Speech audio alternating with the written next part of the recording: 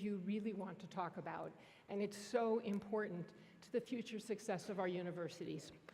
So what we're going to do is much like the other sessions. I'm going to give a few introductory comments. Each member of the panel is going to make a few comments about their relationship to this topic, and then we're going to have a discussion among ourselves and then invite you to join us.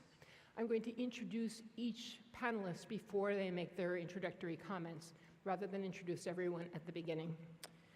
So I want to start by saying the world has changed. Universities, not so much. Technology's been a big driver of change, and we have to recognize that most professors teaching today are what we call digital immigrants, like me. I did not grow up with technology. When I left the university for the first time as an undergraduate, I wrote my thesis on a manual typewriter. I don't know if some of you in the audience know what a typewriter is, but it didn't even have electricity. And now I live in a world where I'm completely dependent on technology. The students we're teaching are digital natives. They've grown up with technology. They're entirely comfortable with it. It's a major part of their daily life. Soon we're going to see what we call digital babies. We're going to see a generation that has had technology as part of their life from the time they were born. And with each generation, we see a bigger gap between the professors and their relationship to technology and the people coming to the university and the way they interact. Research shows us that the interaction with technology and the generations coming to university now learn differently than people of my generation. But we are not always adjusting to that change. We need to take into consideration new strategies for teaching and learning to engage our students in very different ways. We joke about the fact that technology will never replace teachers, but I want to share an anecdote with you that I heard from a colleague of mine who is a vice president at Georgia Tech. He helped create a new master's program in computer science. It was completely online. So one of his PhD students, who was going to be a teaching assistant, had been working on the Watson project at IBM. So he suggested this online program, the students were all divided into study groups, and each study group had a teaching assistant, or a TA. So this person suggested they replace one of the teaching assistants with a computer that had artificial intelligence to see if the students in that group would notice that they were working with a computer. So they had taught this course for many years, so they knew most of the questions the students would have. So they were programming this Watson imitation with all of the information they had from the past about the questions that students ask. And then they started the semester. Within 2 weeks, one of the students wrote to the professor and said, "When I contact my teaching assistant, am I talking to a person or a computer?" And the professor said, "You're talking to a computer. How did you know?" And the student said, "Because I get answers 24 hours a day, 7 days a week." And with that, so maybe we can be replaced. So all of us in the audience who are professors should be very careful. I have the pleasure of introducing first Professor Toru Iyoshi, who is the Deputy Executive Vice President for Education, Director and Professor at the Center for the Promotion of Excellence in Higher Education at Kyoto University in Japan. I asked each of our panelists to tell me something that's not in their biography in the book you have, so something they wanted to share with you. And Professor Yoshi wants you to know about his TEDx talk called Artificial Intelligence in Education, Lifelong Learning Dialogue, where if you Google him, and all you need is TEDx and his last name to find it, you'll find he has a dialogue with an artificial intelligent being. He has a dialogue on stage with a computer. It's very entertaining. It's like stand-up comedy, but it tells us a lot about where we're going to be in the future and the kind of conversations we may find ourselves having with computers even sometimes arguments. Professor Yosh. Thank you very much for your kind introduction, Liz, and also thank you very much for having me here. It's my great pleasure, and I'm so excited. It's my first visit, to Saudi, and so very excited. So I've been asked to do kind of self-introduction a little bit. So my disciplinary background includes education technology, learning sciences, and educational system design. And I did, talk about typewriter. I did my master and doctoral research during the 90s, both in Japan and the United States, and on how computer-based learning support tools, so-called cognitive tools, enable individual learners to learn more freely, flexibly, and also effectively in open-ended learning environments. Nowadays, of course, when you hear this open-ended learning environment, you can quickly imagine something like web-based, platform, for learning and teaching. But of course, in the 90s, the internet was still its infancy. And so what I was researching on was not on the internet-based education, more like, CD-ROM or DVD-ROM based thing. And people were very excited about the power of multimedia and hypermedia, so-called then. And then around that time, I was helping NHK, the some Japan broadcasting station, national one, like a BBC in the UK, and to help them design and develop their first educational multimedia system called Multimedia Human Body. And I used that for my graduate, doctoral study to find out what kind of cognitive support tools could be helping, some students and also adult learners to, take full advantage of this kind of open environment. And that led me to working on open education. So since then, I've been very passionate about open education, including open technology, open content, open resources, and open knowledge. It's very important, how well you can learn and teach, and it's the knowledge experience is in your head. And finally, open practice, like MOOCs, mentioned several times over this conference. So it's like open practice, providing course online. There are over 10,000, of MOOCs already around the world. So how we can do with this? So, so it's very exciting because the education has been opened up. Then the new technology kind of rushing into the world, AI, artificial intelligence, virtual reality, augmented reality, and so on. And so I've been working with my colleagues around the world to explore how we could take, some best, really harness, these emerging technologies in this, increasingly open learning environment. But on the other hand, of course, universities as kind of closed environments for education are struggling, how they should incorporate this kind of openness or unstructuredness. So we've been talking about stacking up, course credits and creating new credentials. For example, micromaster, nano degrees, you name. And so how we could keep good balance, and so that's, I think the time is almost up, so it's 5 minutes. So. And we'll continue to talk about those themes. I next have the pleasure of introducing Dr. Grace Neville, and she's the former Vice President for Teaching and Learning and Professor Emeritus of French at University College Cork, which is part of the National University of Ireland. And she wants you to know that she is passionate about teaching and learning. Thank you. Thanks very much, Liz.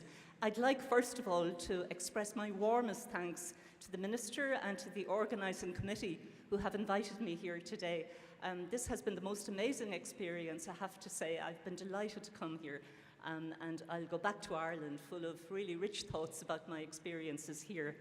So I love doing research, but I'm passionate about teaching. And I want to start off by asking you a question. The kind of students that we have nowadays, the digital natives that Liz referred to, what additional skills do they need, particularly personal skills, compared to people, say, of my generation? And what kind of teachers do we need in order to help those people, those digital natives, to develop those skills? So among the skills, and we all know this, compared to my generation, they need to be able to work in multicultural teams, develop critical skills so that they can distinguish between solid news, fake news, and so on. They need to be able to operate outside their comfort zone, to upskill constantly because of the vagaries of the jobs market. They need to develop creativity and imagination in order to invent jobs that do not now exist. And they need resilience. They need to know how to cope with failure and to come back from failure. Or to quote a great Irish writer, Samuel Beckett, who says, "Fail again, fail better." So how do we help them to develop these skills? Well, I would say that among the many, many ingredients or elements or answers that we have at our disposal, I would like to focus on the role of teachers, of lecturers, as agents of change.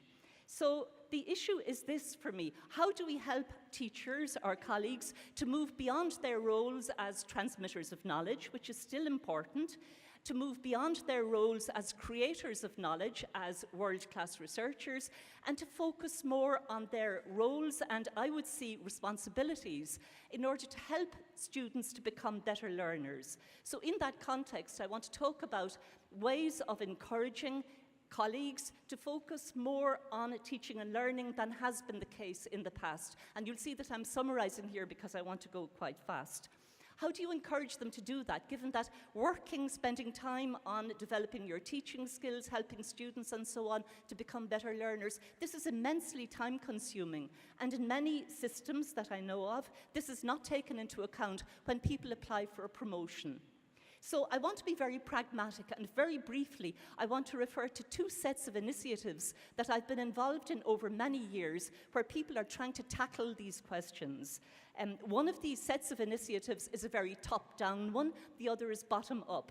The first one is in France, the second one is in my country, Ireland. So I'll start briefly with France, and some of what I'm going to say was highlighted this morning in the keynote address by Sir Malcolm Grant, and yesterday by Professor Alain Berets. So in France, I'm a member of the EDEX committee that was mentioned earlier, and since 2014, I've been the chair of the Strategic Orientation Committee at Sorbonne Université. So as was mentioned earlier, about 10 years ago, the French decided to invest something like 35 billion euro into transforming France through a series of initiatives called Les Investissements d'Avenir, so investments for the future. And a huge amount of that massive funding is going into third-level education and research. Around 2012, it was decided that out of that amount of money, 200 million euro would be carved out in order to encourage French academics to focus on what I've been talking about earlier on, their teaching, students' learning, and new ways of helping students to become better learners.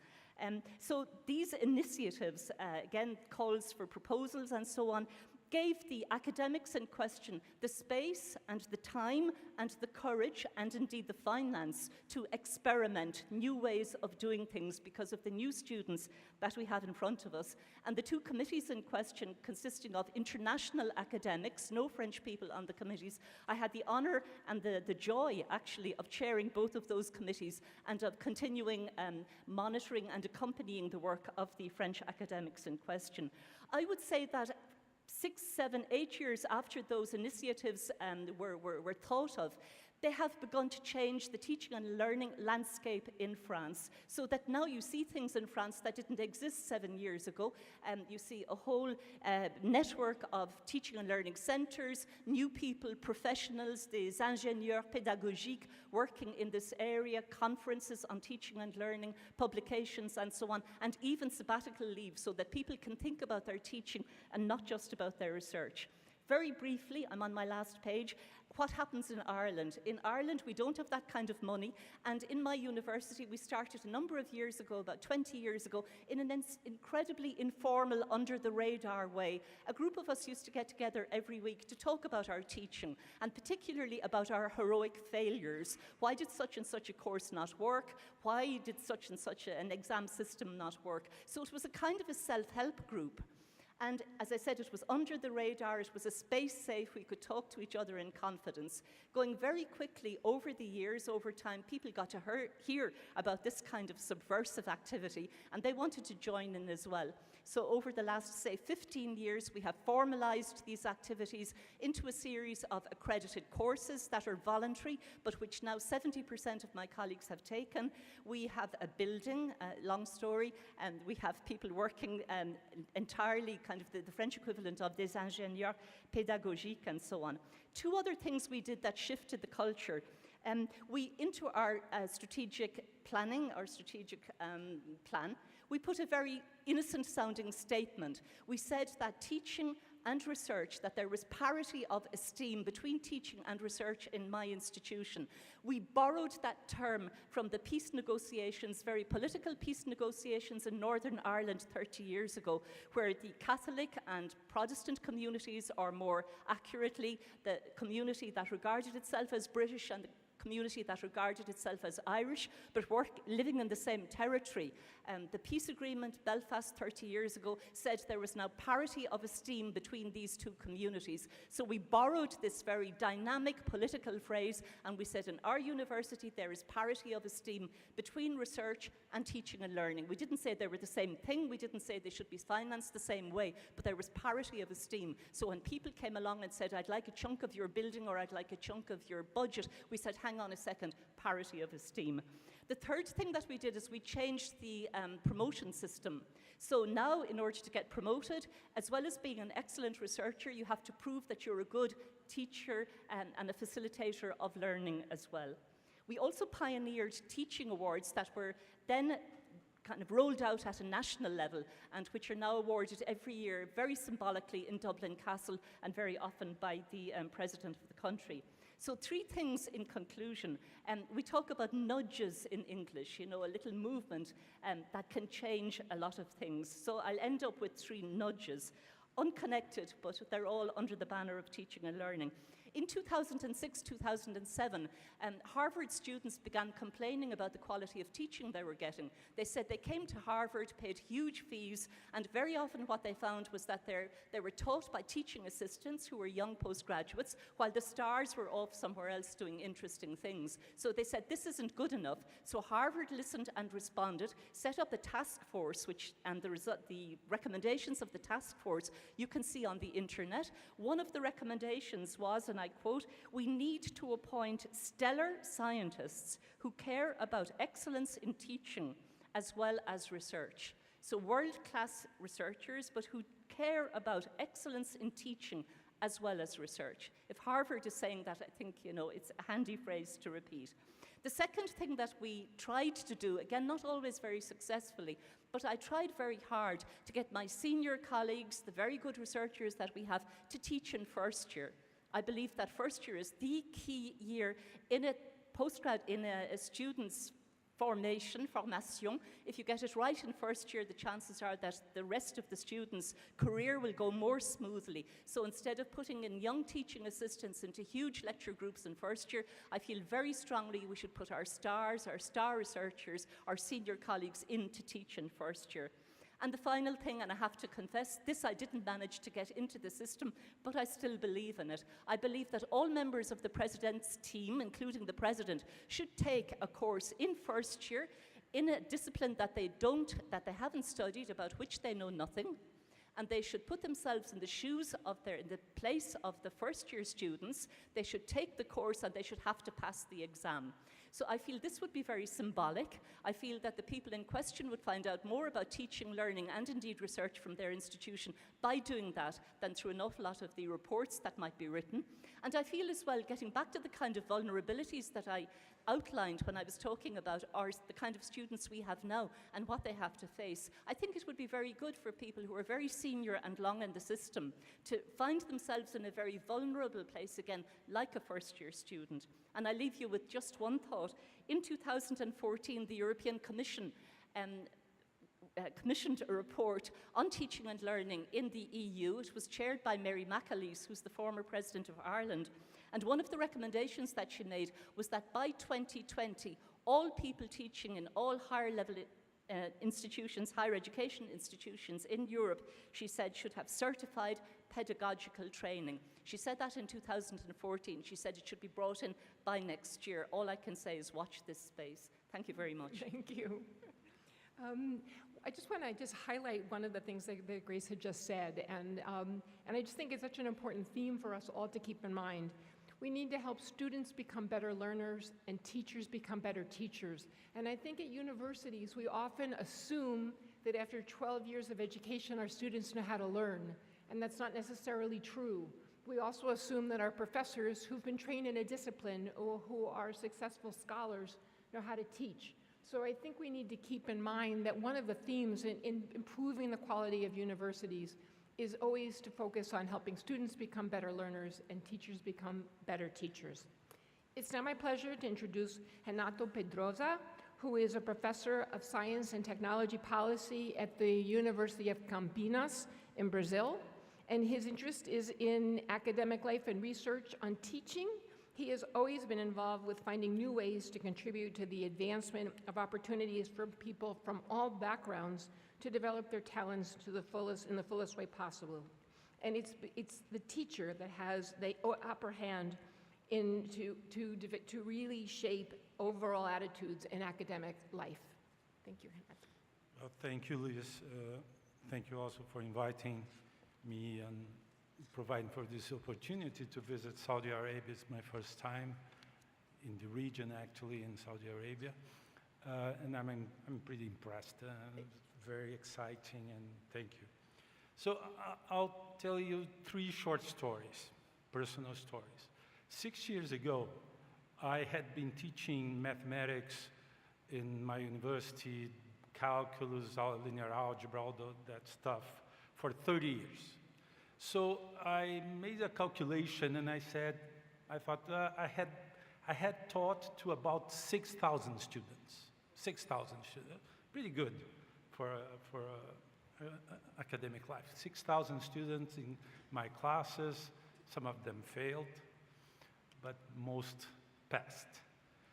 And then I was approached by the Dean of Undergraduate Studies, who's the current president of the university, if I agreed to have my class in calculus taped and to be published in the state distance learning university. And I said, oh, okay, maybe it's a good class. Why? Yeah, people say you're a good teacher. Okay.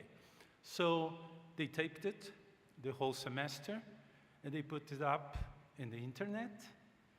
And 6 years later, I have had 5 million people looking at the classes.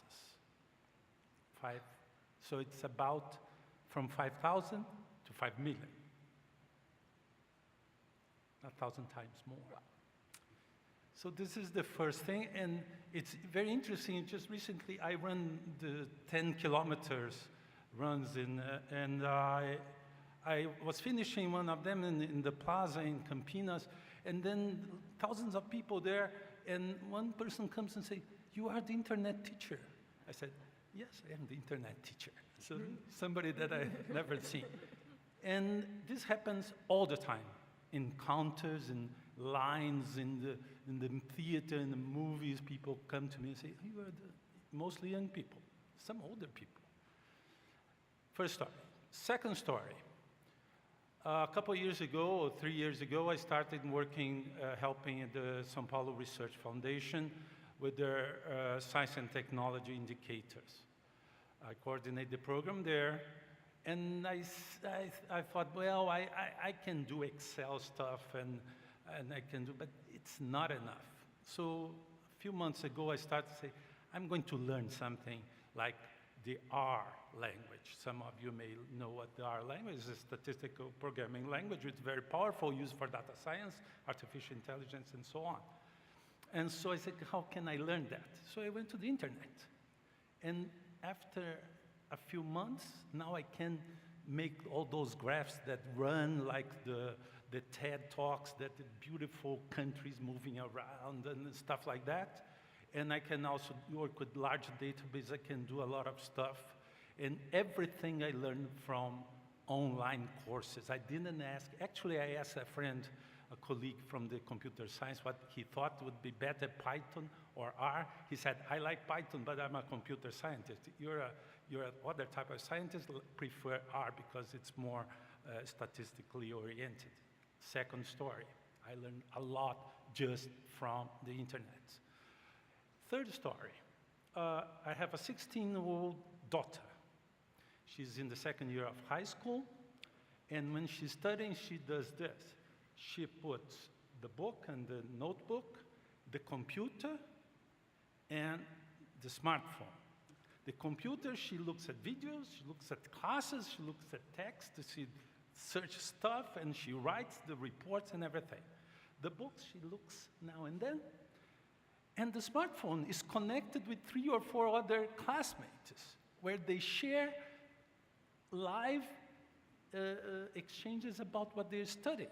And now and then when take a picture, they solve a problem, take a picture, send to the other one, the other says, but I did it differently, and this all the time. And the other day she came to me and said, look at this.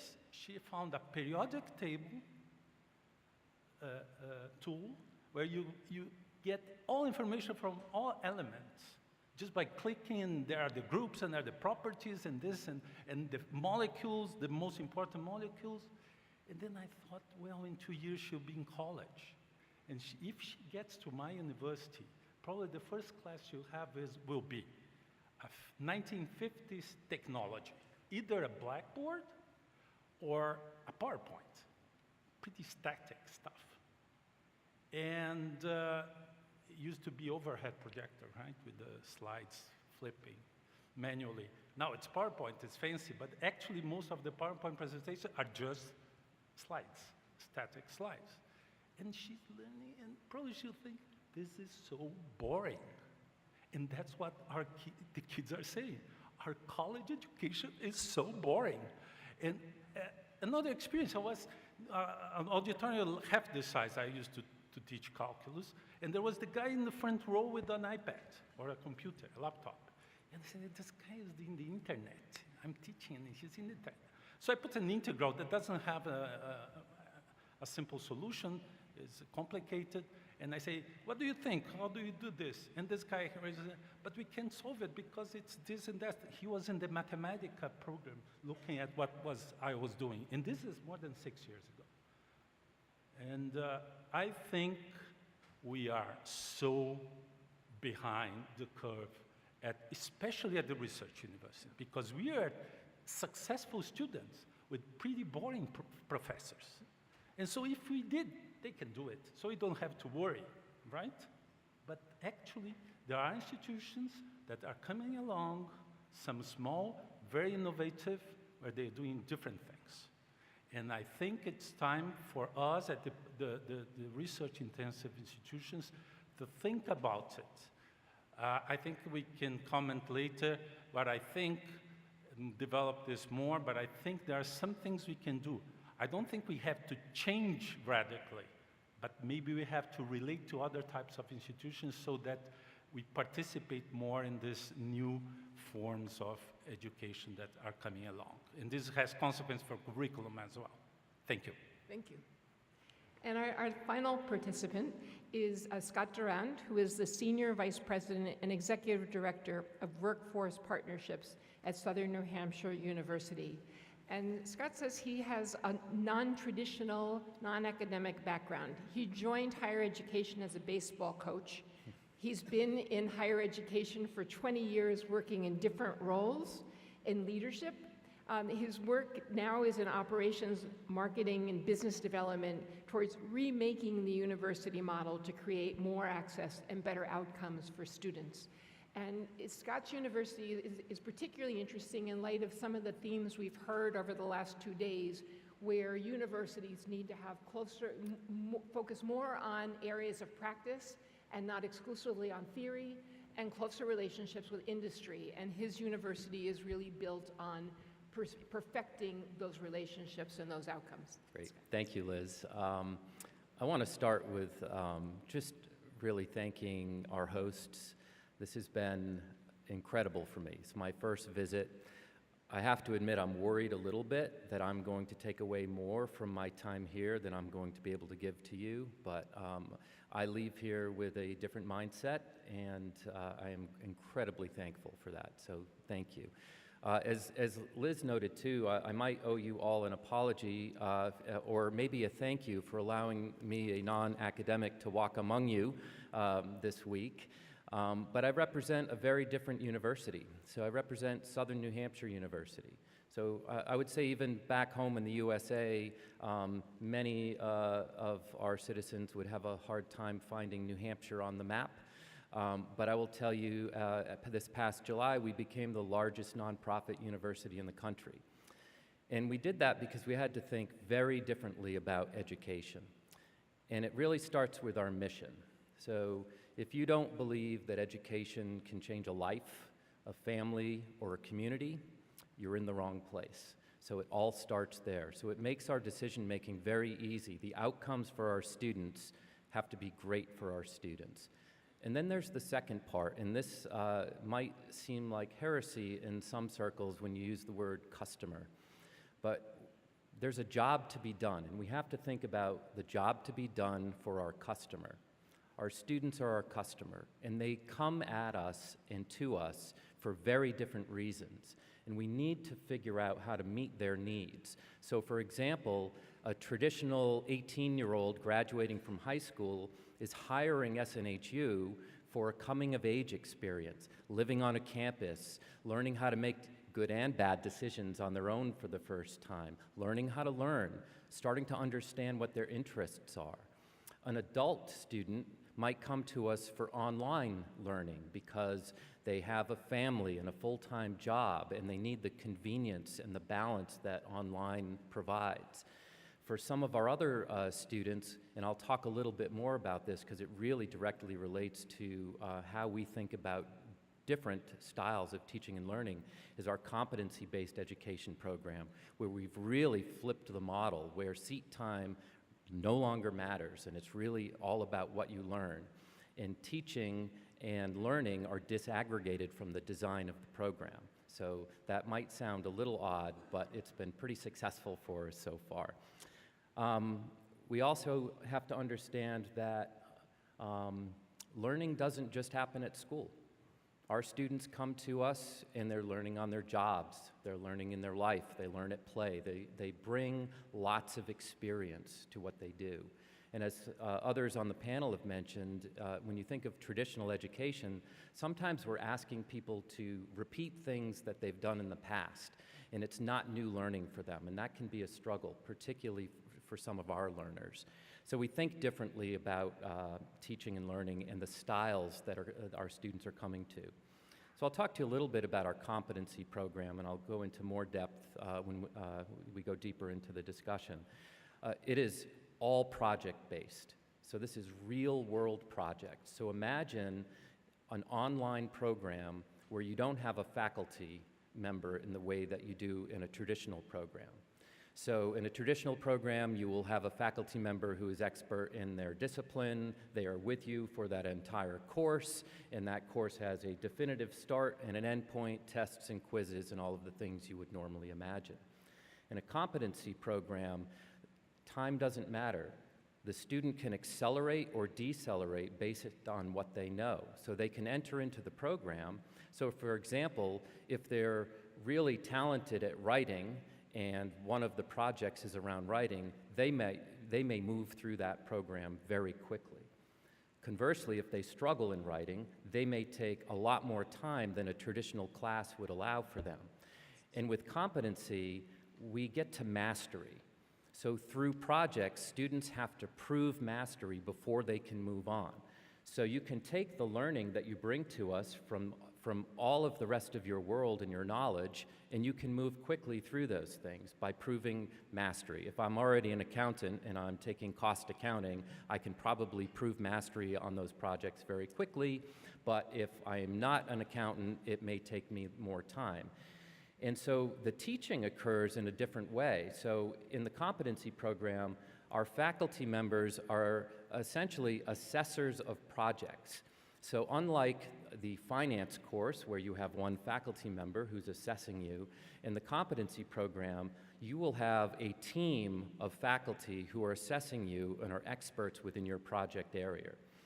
So it's not just one faculty member. You could have 6, 8, or 10 different faculty that are assessing you.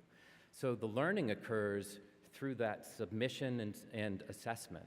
So in competency, a student will work on a project. They will submit that project for review by the assessor, and that assessor gives them feedback. Based on that feedback, they've either proven mastery, or we call it not yet. So we're not telling you you failed, we're just saying you haven't quite arrived yet. And via that feedback, the student can then go back and they can try again, and they can learn through that process. So students will often have 2 or 3 submissions before they get to a point where they have mastery. And then I'll end my starting point with our third area that we focus, partnership. So for a variety of reasons, we like to partner with business.